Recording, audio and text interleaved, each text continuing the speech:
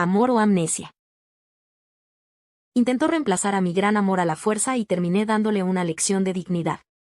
Dicen que el tiempo lo cura todo, pero quien acuñó esa frase nunca tuvo que contar los latidos de un corazón que se apaga. Mi nombre es Elena, y mi vida se dividió en dos el día que el médico, con una voz desprovista de toda emoción, nos entregó un diagnóstico que sonaba a sentencia de muerte. Julián, el hombre que había sido mi brújula, mi refugio y el arquitecto de mis risas, tenía los meses contados. Una enfermedad terminal, de esas que no piden permiso y devoran la esencia del ser, se había instalado en sus pulmones. Desde ese instante, mi realidad se transformó en una larga y agónica despedida, en un proceso donde cada suspiro era un tesoro y cada silencio pesaba como el plomo. Yo no estaba preparada para enfrentar la pérdida. Nadie lo está, aunque te den un aviso previo. Durante esos últimos meses, nuestra casa se convirtió en un santuario de lo cotidiano. Yo me convertí en su sombra, en su enfermera, en su guardiana de memorias. Recuerdo las tardes de otoño, cuando la luz dorada entraba por la ventana de nuestra habitación y Julián, ya muy débil, me pedía que le leyera sus poemas favoritos. Su voz, que antes era un barítono vibrante que llenaba cada rincón, se había convertido en un susurro quebradizo. De Elena, amor mío, me dijo una tarde, mientras yo le sostenía la mano, notando cómo sus huesos se hacían más evidentes bajo su piel de papel, no dejes que mi ausencia se convierta en una cárcel para ti. Quiero que prometas que, cuando yo ya no esté, seguirás buscando la luz. Yo le respondí con lágrimas que intentaba ocultar tras una sonrisa forzada. Le dije que él era mi única luz, que no sabía cómo caminar en un mundo donde su risa no fuera el eco de mis pasos. Pero él insistía. Lidiar con eso era una tortura diaria. Ver cómo el hombre que amaba se desvanecía ante mis ojos era como ver un incendio consumir una biblioteca llena de libros que nunca terminé de leer. Empezamos a despedirnos en pequeñas cuotas. Nos despedimos de nuestros paseos por el parque, nos despedimos de las cenas compartidas, nos despedimos de los planes de envejecer juntos en una cabaña frente al lago. Cada objeto en la casa empezó a cobrar un significado sagrado.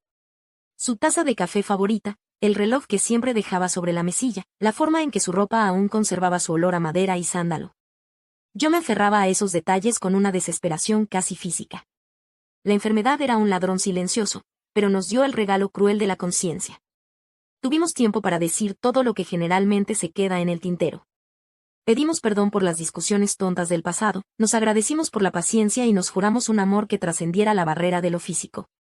El día que Julián dio su último suspiro, sentí que una parte de mi alma se desprendía de mi cuerpo y se iba con él.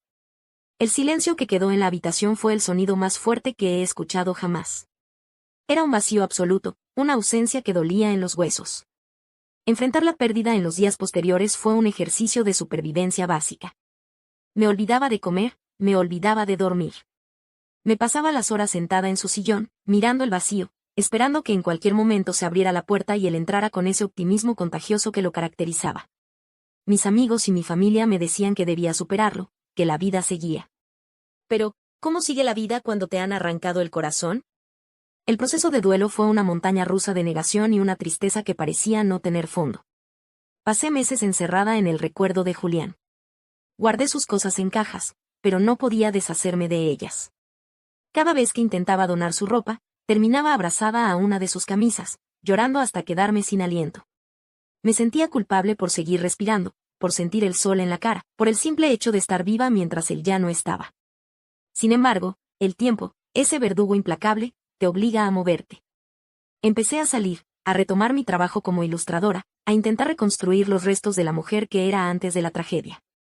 La soledad era una compañera constante, pero poco a poco se volvió menos hostil. Empecé a ir a cafeterías sola, a caminar por los lugares que solíamos frecuentar sin que el dolor me derribara en medio de la calle. Estaba aprendiendo a vivir con el hueco en el pecho, a integrar la ausencia de Julián en mi nueva cotidianidad. Fue en esa etapa de vulnerabilidad, de reconstrucción precaria, cuando conocí a Marcos. Apareció en una exposición de arte, comentando uno de mis cuadros con una seguridad que me resultó magnética en ese momento. Marcos era todo lo contrario a Julián, era impetuoso, pragmático y tenía una energía que parecía capaz de barrer cualquier rastro de melancolía. Al principio, su presencia fue un bálsamo. Me hacía sentir viva de nuevo, me sacaba de mi ensimismamiento y me obligaba a mirar hacia el futuro. Pensé, ingenuamente, que quizá Julián tenía razón, que debía seguir adelante y que Marcos era la persona que me ayudaría a cruzar el puente hacia mi nueva vida. Pero lo que empezó como un romance esperanzador, pronto empezó a mostrar sus primeras fisuras estructurales. Marcos no quería ser un nuevo capítulo en mi vida, él quería ser el libro entero, borrando cualquier mención a los capítulos anteriores. Al principio eran comentarios sutiles, casi imperceptibles. Si yo mencionaba una anécdota que incluía a Julián, él cambiaba de tema rápidamente o hacía una mueca de ligero fastidio. Yo lo atribuía a sus propias inseguridades, a ese miedo natural de competir con el recuerdo de un hombre que ya no podía defenderse. Pero la incomodidad de Marcos pronto se convirtió en una exigencia silenciosa de amnesia. Él quería que yo fuera una hoja en blanco, y yo, todavía herida y necesitada de afecto, cometí el error de intentar complacerlo, sin darme cuenta de que al intentar borrar a Julián de mi presente, estaba borrando la esencia misma de quién era yo. La transición entre el luto profundo y mi relación con Marcos ocurrió de una manera que, en aquel momento, me pareció natural, pero que ahora veo como una huida desesperada de mi propio dolor. Al principio, Marcos era el sol que quemaba la niebla de mis mañanas vacías. Su energía era tan dominante que no dejaba espacio para el silencio, y durante un tiempo, yo agradecí ese ruido. Agradecí que me llevara a restaurantes nuevos donde no hubiera recuerdos de Julián sentados a la mesa, que me hiciera reír con su humor ácido y que llenara mi cama de una presencia física que lograba acallar, aunque fuera por unas horas, el eco de la ausencia. Sin embargo, a medida que los meses pasaban y la novedad del romance se asentaba en una convivencia más íntima, las paredes de mi nueva vida empezaron a cerrarse sobre mí de una forma que no pude prever. La primera gran discusión ocurrió por algo que para mí era sagrado, pero que para Marcos era un estorbo visual. En la repisa de la chimenea, yo guardaba una pequeña fotografía de Julián. No era una foto grande ni ostentosa, era una imagen de él riendo en la playa, con el cabello alborotado por el salitre, capturando la esencia de su vitalidad antes de que la enfermedad lo marchitara.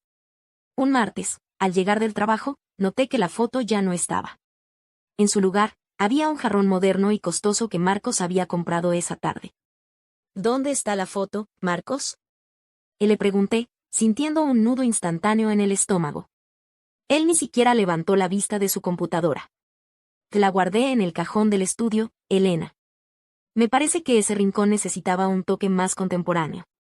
Además, no es sano vivir rodeada de santuarios al pasado. Estamos tratando de construir algo nuevo, ¿no? No podemos hacerlo si cada vez que levanto la vista veo a tu exmarido observándonos. Esas palabras, santuario al pasado, me golpearon como una bofetada. Para él, la memoria de Julián era un elemento decorativo que ya no encajaba en su estética de vida. Intenté explicarle que no era un santuario, sino un trozo de mi historia, una parte de los cimientos que me hacían ser la mujer que él decía amar. Pero Marcos tenía una capacidad asombrosa para invalidar mis sentimientos con una lógica fría y pragmática. Según él, mi insistencia en mantener vivo el recuerdo era una señal de que no lo amaba lo suficiente a él, o de que estaba estancada en una patología de duelo. A partir de ese día, la tensión se convirtió en una neblina constante en nuestra casa. Marcos empezó a marcar territorio de una manera agresiva. Si yo usaba la taza de café astillada de Julián, él me compraba un juego de tazas nuevo y tiraba la vieja a la basura por accidente. Si yo mencionaba que a Julián le gustaba cierta música, él ponía algo estridente para tapar mis palabras. Su incomodidad no era solo celos, era una intolerancia absoluta a cualquier rastro de mi vida anterior que él no pudiera controlar. Lo más doloroso fue cuando intentó intervenir en mis rituales de superación.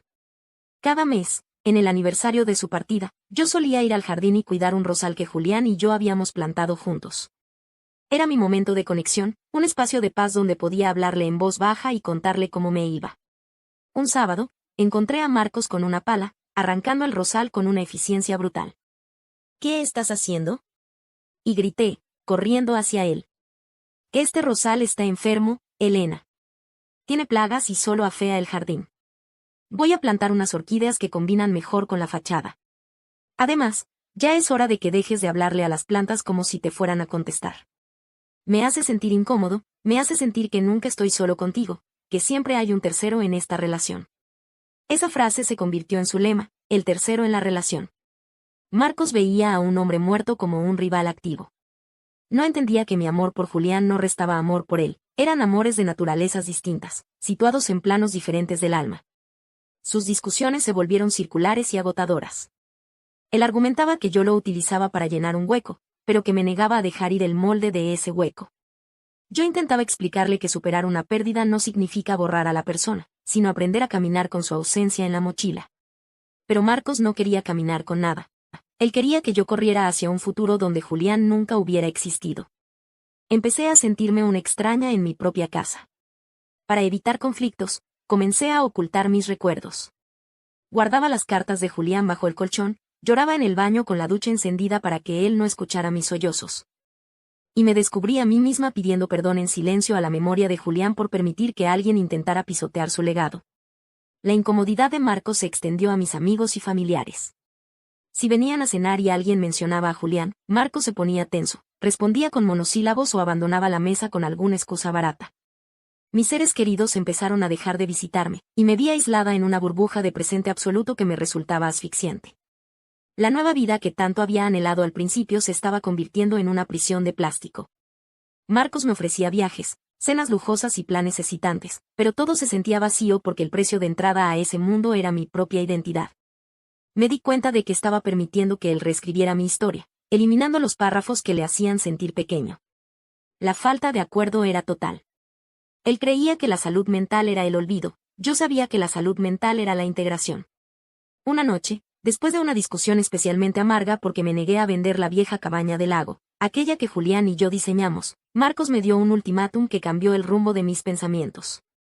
O vendes esa maldita cabaña y te deshaces de esas cajas de recuerdos, o esto se acaba, Elena. No voy a pasar el resto de mi vida compitiendo con un fantasma. Elige, o él y tus recuerdos muertos, o yo y una vida real. Esa noche, mientras él dormía profundamente a mi lado, yo me quedé despierta mirando las sombras en el techo. Por primera vez en meses, me permití pensar en la soledad no como una condena, sino como una liberación. Miré mis manos y recordé el tacto de las de Julián en sus últimos días, recordé su promesa de buscar la luz. Y me di cuenta de que la luz no era Marcos. Marcos era un incendio que quería consumirlo todo para que solo quedaran sus cenizas. Estaba llegando al límite. El proceso de lidiar con la pérdida se había transformado en un proceso de lidiar con una invasión. La coherencia de mi vida se estaba desmoronando, y sabía que pronto tendría que tomar la decisión más difícil desde la muerte de Julián, defender mi derecho a recordar o rendirme ante la comodidad de una mentira compartida. El silencio que siguió al ultimátum de Marcos fue el más denso que había experimentado desde la tarde en que el monitor del hospital dejó de dibujar ondas para convertirse en una línea recta y constante. Él dormía a mi lado, con una respiración rítmica y egoísta, ajeno al terremoto que sus palabras habían provocado en los cimientos de mi alma. Yo, en cambio, sentía que cada centímetro de mi piel rechazaba su cercanía. Su amenaza de obligarme a vender la cabaña del lago no era solo una cuestión de bienes raíces o de dinero, era un intento de demolición controlada sobre mi propia historia. Esa cabaña no era madera y clavos, eran los planos que Julián y yo trazamos entre risas, eran las promesas de un futuro que el cáncer nos arrebató, y era el único lugar donde el aire todavía sabía a esperanza. Pasé el resto de la noche en vela, viendo cómo la luz de la luna se desplazaba por el techo. Entendí, con una claridad gélida, que Marcos no estaba enamorado de mí. Estaba enamorado de una versión de mí que él quería esculpir, una Elena vacía de pasado, una Elena que fuera un reflejo exclusivo de sus propios deseos. Él no quería una compañera, quería un trofeo que pudiera pulir hasta que no quedara rastro de las huellas de otros. Y yo, por miedo a la soledad, por el terror paralizante de volver a los días de silencio absoluto, casi le permito terminar su obra. Al amanecer, la decisión estaba tomada. No fue un estallido de ira, sino una calma profunda y definitiva. Cuando Marcos despertó y me miró con esa suficiencia de quien cree haber ganado una batalla, yo ya estaba de pie, vestida y con una maleta pequeña junto a la puerta. ¿Y bien?, me preguntó, estirándose con una confianza insoportable. ¿Has pensado en lo que te dije? ¿Estás lista para dejar atrás ese lastre y empezar de verdad nuestra vida? Lo miré a los ojos y, por primera vez, no vi al hombre que me rescató de la tristeza, sino al hombre que intentaba ahogarme en su concepto de normalidad. Tienes razón en algo, Marcos, le dije, y mi voz sonó más firme de lo que esperaba. No puedes competir con un fantasma. Pero no es porque él sea mejor que tú, sino porque él es parte de mí.